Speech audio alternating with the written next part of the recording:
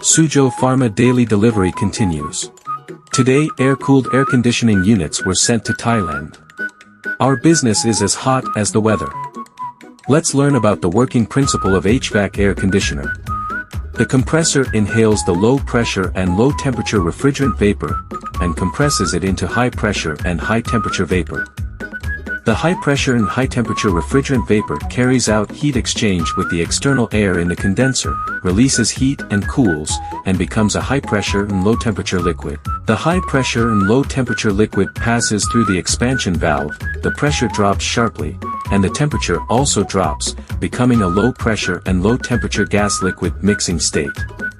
The low-pressure and low-temperature refrigerant absorbs the heat of the indoor air in the evaporator and evaporates into vapor, thereby reducing the indoor air temperature.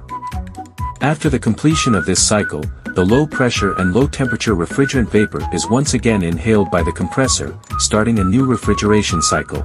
By constantly repeating this process, air-cooled air conditioning units achieve indoor air cooling and temperature control. Suzhou Pharma can provide you with HVAC system solutions. Professional personnel will design, produce, install and maintain air conditioning units according to your actual needs. Have any air conditioning related questions? Welcome to consult.